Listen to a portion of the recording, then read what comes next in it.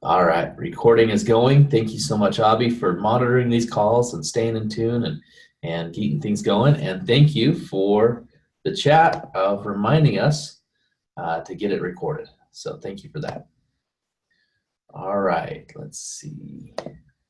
Just going to switch over here. We're going to enter the full screen, and I'm going to share my screen.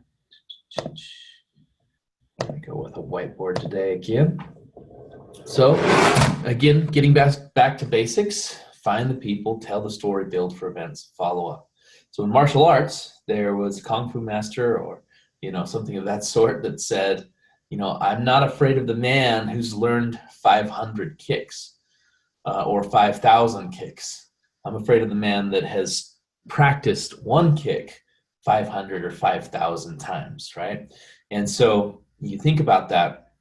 If you want to get really good at something, you've got to practice it. But it's not just about practicing because, you've probably heard the saying, practice makes perfect. And that is absolutely not true. Perfect practice makes perfect. And so when you're practicing, there's got to be some course correction along the way. And so, this is part of when somebody comes to me and says, hey, I don't know why my business isn't working, or hey, I really want to get my business doing something different. Usually the first thing I'll say is, well, what are you doing, right? What do you have going on? And oftentimes they can't really tell me.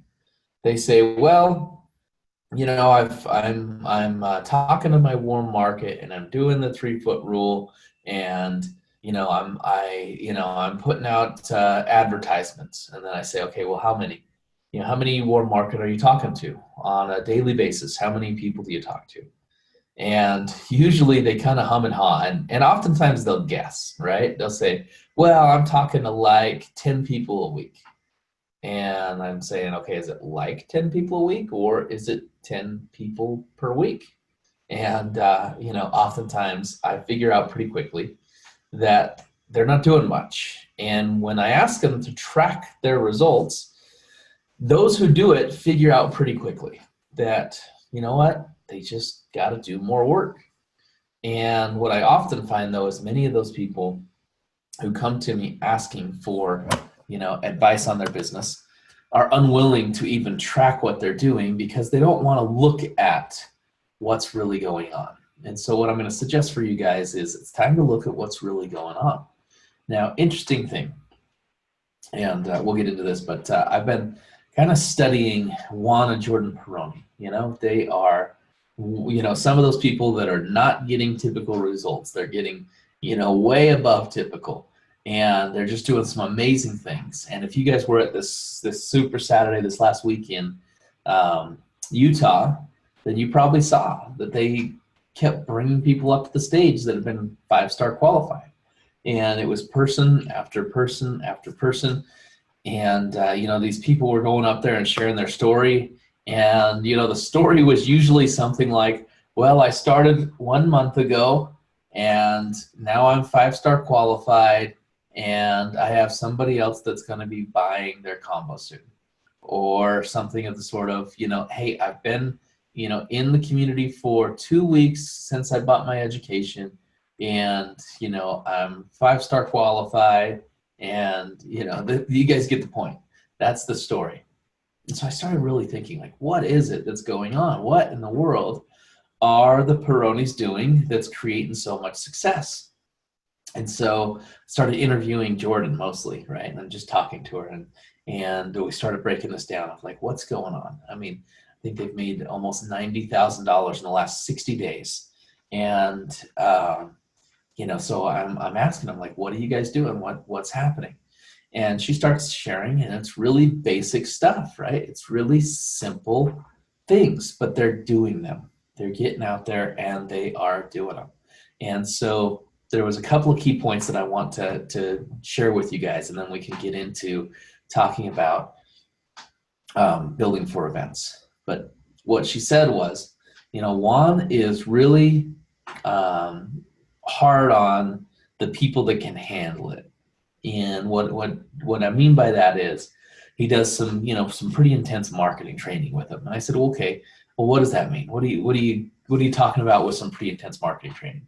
And she's like, well, it usually sounds something like this. Somebody comes to them and they say they want to start making money on the marketing side of the business. And Juan says to them,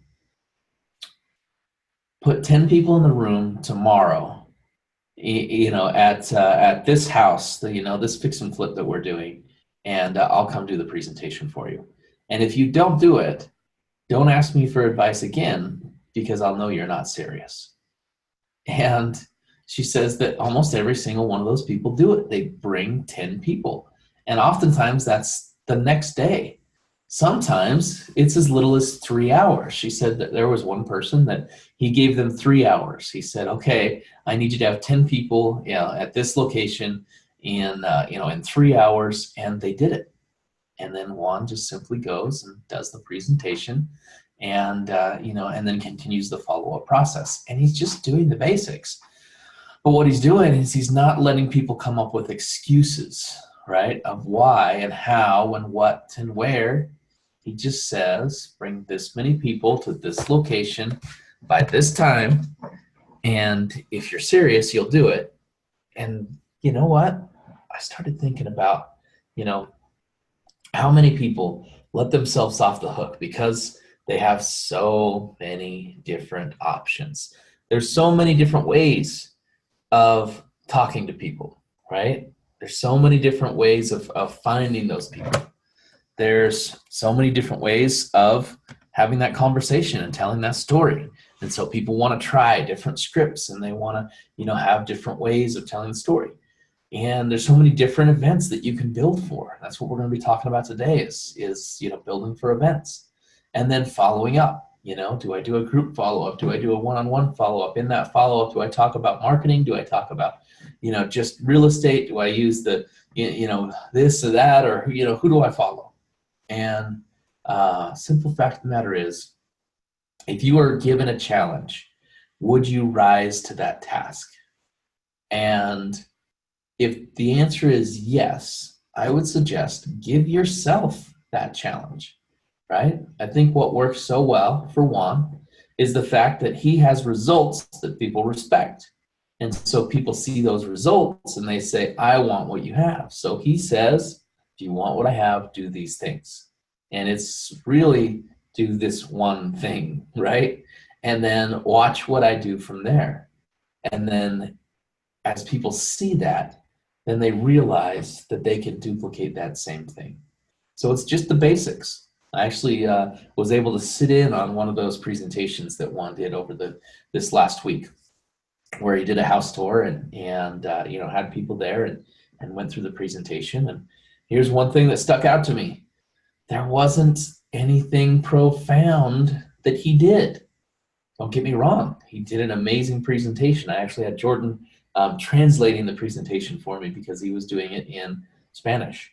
But as she was translating that presentation, as I was listening to what was going on, there was nothing profound about the way that he did it. There was definitely passion, right? And maybe there's something profound in that. He would definitely shared his story and was just raw and real. And maybe there's something profound in that. But overall, the presentation was pretty simple. And he just went over what we do here in Renatus and encouraged people to get started. So we have a very unique system here with Renatus. And there's a lot of people that want to be in our space, right? That want to be, helping people create success in real estate. And the fact of the matter is there's many of those companies and even individuals that are selling people short. I mean, they're promising all these things and maybe they even want to deliver the type of support that they promise. But what we find is time and time again, people spend money, spend time, spend effort in these different programs and don't see success. In fact, in order for those programs to continue to run, they continue to upsell those people to the next program, the next bus tour, the next, whatever it is. And these companies are very good at building from event to the next event and, selling individuals. The difference that we have here in Renatus is once you're in, and you have the opportunity to succeed, and you have lifetime access, right? So getting back to the basics, let's focus on that. One of the things that I really loved about what Jordan said when I was asking her about, what it is that they're doing and what's making the difference. And she said, I think what many people struggle with is they're thinking of the business like an elevator when they should be thinking of it like an escalator. And, I didn't know what she meant by that. She said, well, many people are, they'll get excited about one particular event, and they'll just load that event up with people, right? They'll get a whole bunch of people and they'll build for that one event. And then they take those people through the process, and, they're focused on getting those, one people or that group of people through the process of going to the events and following up. And then they're going back and they're starting over again. So they're taking that elevator all the way back down to the bottom, and then they are loading it up with people again, and they're, moving through that process, and they're dropping people off at floors along the way. And, they're waiting until they've gotten all the way to the top, and they get somebody through the follow-up before they go down, and they start the process all over again. She said, the way that we think of it is more like an escalator. And so that escalator is constantly moving. So we're always moving people to that first exposure. Now, those first exposures are moving to the second exposure and the third exposure, and they're, buying their education. But in the meantime, we're continuing to load people at the bottom of that escalator, and it's just a constant, consistent flow of traffic. And so I want you guys to think about that. Is your business acting right now as an elevator or an escalator? And if we think about that escalator, if we're going up, then what is that process? Well, obviously, your first step in the process is somebody is, contacting you, or you are contacting them. So we're going to call this the initial contact. What Jordan talks about is they're always doing that initial contact. They always have people that are going through that initial contact, and they're invited to a first exposure. Now, you know that we have many different types of first exposure, but there's usually kind of a standard. It's going to be a house tour. It's going to be a 5 pillars event or something similar of that nature, right? And, sometimes you can have actually a first exposure that might be like a cash flow game or a velocity banking game or even a cash recovery party. Whatever it is, you want to move people into that first exposure. And so oftentimes that first exposure is going to be a 5 pillars type of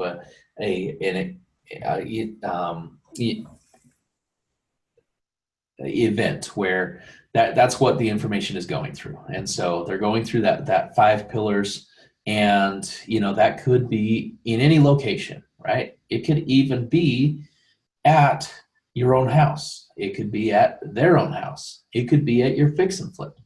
And as you move them from the first exposure, your goal is not necessarily to enroll them and have them spend $20,000 at that first exposure. What we found is very few people show up once and are ready to buy. Instead, that first exposure is guided to move people to the second exposure. Now, the second exposure, that's going to be where you're going to be diving deeper into detail. You're going to have them thinking about their personal situation. You're going to be having them, going over options of finding the funding, right? So first exposure to second exposure. Now, the second exposure is designed to move people to an order entry party, right? An OEP. Now, this will sometimes happen right there at the second exposure, but I have to differentiate it, because what some people think is if I just plug people in and I just have them go to the next event, that somehow magically they're going to put in their order. And the fact of the matter is, people always put their order in one-on-one, right? So you're going to move people to that order entry party. Now, oftentimes people are putting in their order, but they still need to find the funds, right? They still need to, find the funding to get started. And so that's the next step in the process, is funding the order, right? Funding. And so there's many different ways that people have to find the funding. And at that order entry party, you're going to be going over those. In fact, you're probably going to be going over those at the second exposure. You're going to be going over those at the order entry party. And then, of course, once they get that funding in, you want to be following up with them along the way. Now, as you guide them through the funding, the next step in the process is for them to duplicate.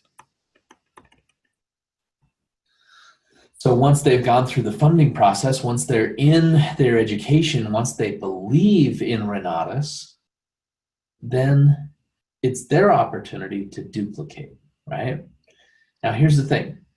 Again, some people are thinking about this as an elevator. So they put somebody in, right?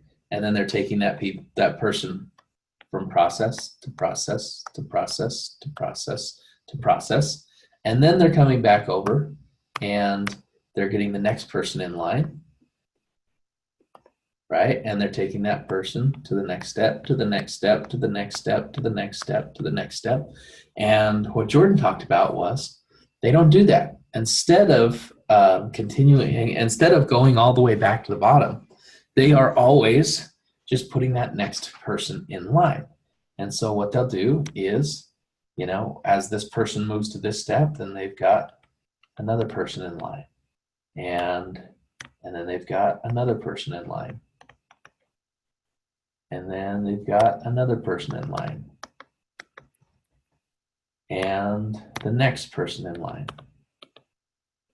Right? And as people are continuing to move up these steps, the next person is always, whoops, lost my share here. All right. The next person is always right here in line, waiting or stepping onto that escalator. And so you're just continuing to load that up from exposure to exposure to exposure. And quite frankly, folks, it's your responsibility to move people to the next exposure. So some of the things that I want to clarify here is right here on this initial contact, it is you that needs to send the information to your prospect. It's you that needs to get their contact information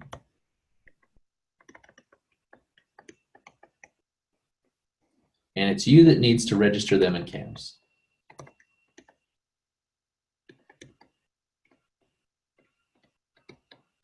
Now, once they do that, they move to that first exposure.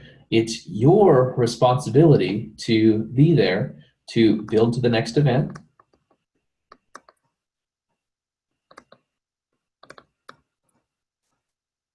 And it's you that is responsible to register them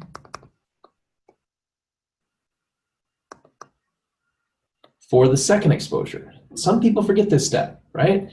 Because we've got such a good system with that first exposure in our presentations where we're inviting them to that second exposure, some people don't register their people for the next event. Some people don't even build for the next event, right? And it's up to you to get with those people and say, are you going to Friday? Or in some markets, are you going to Thursday? Or can we meet one-on-one, right?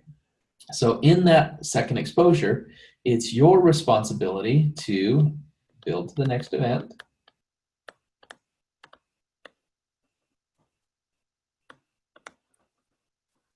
and to ask for the order. have to ask for the order, right? Now, you can ask for the order as early as that first exposure. However, it is your responsibility at the second exposure to be the one that asks for the order, right? And you're always going to build for that next event, a BAM fan, right? Always book a meeting from a meeting. So as you build to that next event, which may be the order entry party, which may happen that same day, right? You're going to ask for the order. Now, in the order entry party, it is your goal to, not your goal, it is your responsibility to give a full understanding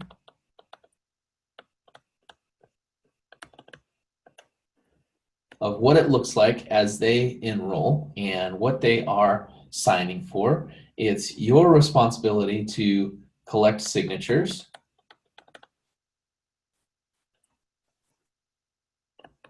and on this one, you're going to ask for the funding, right? You're asking for the order, but at this point, you're getting the order in.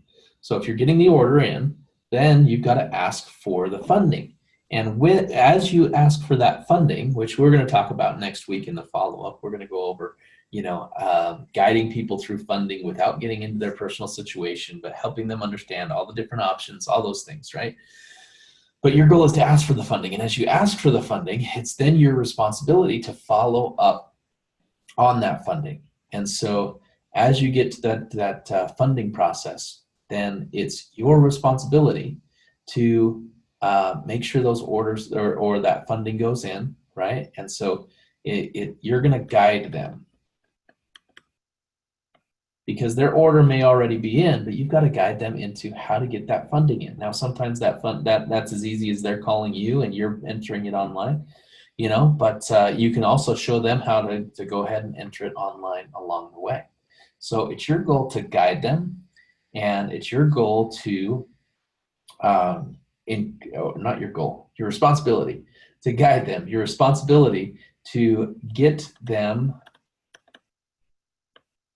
watching their classes. You want them watching their classes as quickly as possible. You want them engaged in the education, because as you get them engaged in the education, then you're going to move to that duplicate stage. And it is your responsibility to help them understand the earnings plan,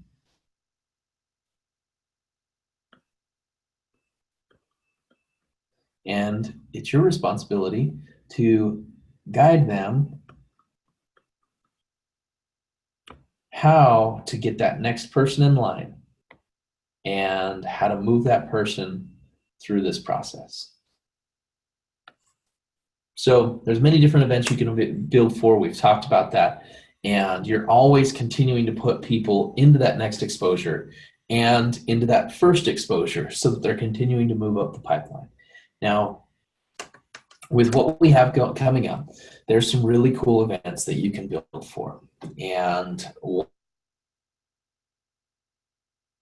we have some live taping coming up in June. We also have some intensives coming up in June. Those are big events. Those can be, those events that push people over the edge to fund and to duplicate or to enter their order.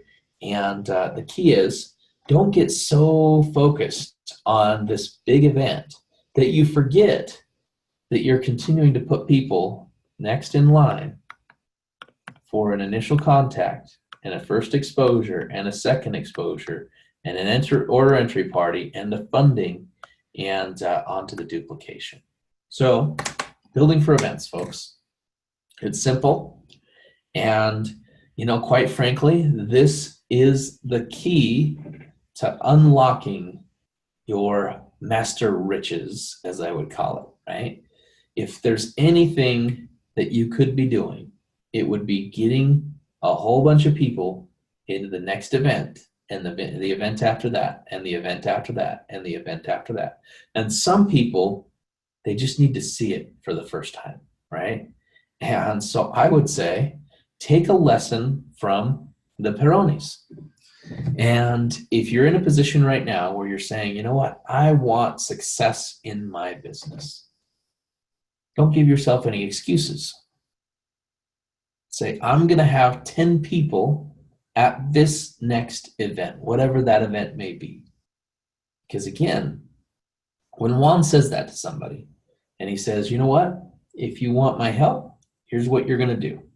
Get 10 people to this house at this time, and I will do the presentation for you. And if you don't do that, then I'm going to know you're not serious. So don't come back to me and ask for help in the same way. Well, you can say that to yourself, because there's nothing that Juan does that I could see by analyzing his system that is profound compared to all the systems that we already have in place. It's just the simple fact that he does it, and he gets people to do it. So the question for you is, are you going to do it? We got a few minutes left here that I wanted to leave open for questions when it comes to the process, because now we've talked about finding the people, we've talked about telling the story, and in telling the story, we really emphasize the fact that every single one of you have a story. From that very first exposure, I mean, this person right here already has a story, because once they get to that first exposure, right, they can do the math on velocity, on their own velocity banking. They can do the math on their own tax savings. And so therefore, they could start to duplicate before they even get through this process. In fact, this is one of the things that I figured out from Juan. He was introducing me to different people on his team. And one of the people, they were here at the order entry party. He was doing it at their house. This guy happened to have a roommate. Juan was a little nervous because he didn't want his roommate telling him not to get started. And it turns out that his roommate was like, hey, I want to know about this. And now his roommate was his duplication, right? And so the guy literally started duplicating as he was entering his order. And the gentleman is super excited. He's actually just having a baby, and he's looking for a path. And this is the path that is setting him free to be able to give that that family the life that they need. Get somebody off of mute. It may be that you're wanting to ask questions, so go ahead. Emeka, is that you? Go ahead and come on out. Nope. All right, they went away. I did leave some time here for questions. Let me open the chat, see if there's any chat questions. And doesn't look like we have any in the chat. I'm going to give just a couple more minutes left. I've got till 8:40, and you guys are welcome to ask questions up until that time. Any questions? Hey, Christian, this is Brian from Central Texas. How you doing? Doing great, Brian. Hey, so what advice do you have for the people? Because I know in certain markets, you guys have things like epics, cash recovery parties and stuff like that. So in the Central Texas market, the first exposure that these guys see are the recordings on AMP. We make sure that they see the recordings on AMP before they come. But what advice do you have to people that don't have things like cash recovery parties and stuff like that, and we're getting in the works of building that stuff? Well, here's the beautiful thing about it, Brian. A cash recovery party is really designed to where anybody can do it. Okay. So if you want to do a cash recovery party, just set it up. You can set it up at your own house. You could set it up at at a local restaurant. You could do a lunchtime presentation of some sort. You could go find a fix and flip. And if you're not working on a fix and flip right now, here's an idea for you. If there's people that are kind of in a new and emerging market, go get with a broker that has access to bank-owned properties and tell them, hey, I'd like to use the bank-owned property. I'd like to schedule some time there. I'm going to do a little presentation. And, for doing that, I am going to put in an offer. So we're going to run the numbers on this property, and I'm going to put in an offer. And we'll do this, every single week or however often that you're planning on doing it. So it doesn't even have to be your property. You could walk through the property, talk about what needs to be done, talk about the process, tell them where what your offer is going to be, and then go through the presentation of who we are as a community and the options that they have in working with us, and go from there.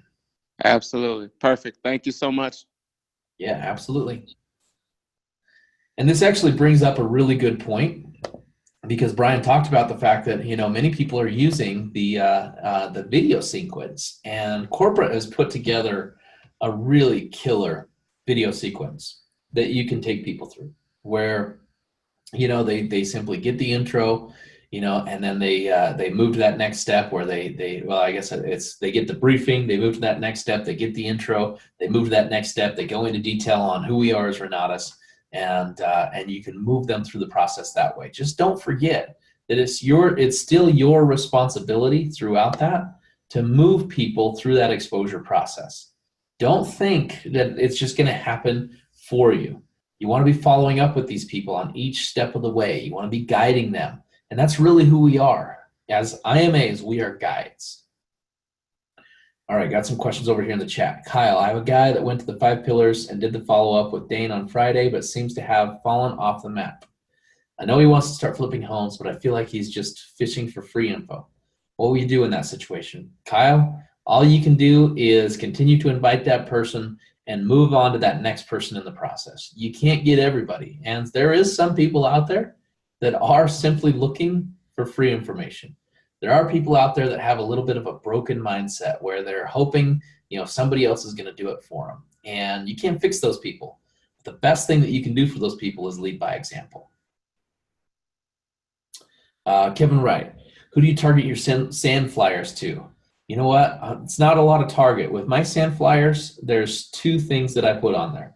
I put on one side, you know, learn real estate investing or something simple of that sort, right? That talks about learning real estate investing. And on the other side, it's about I buy houses. So I've got kind of a double exposure. I'm finding real estate deals and I'm finding people who want to learn to become real estate investors in the same process right there on my sand flyers. So they're printed double-sided. One is, you know, looking for people that want to learn real estate investing. The other side is looking for people that need to sell their house. And then I just hit whatever neighborhood I'm closest to most of the time and, you know, drive down the roads and start throwing them out there. Sometimes I'll go target certain neighborhoods just based on that's where I'm going to be that day.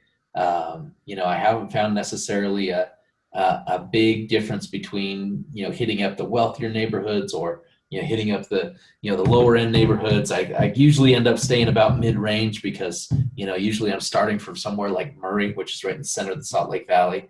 But I'll throw them anywhere. I mean, literally whatever I'm closest to, and I'm starting flyers. You just start throwing them out on the driveways.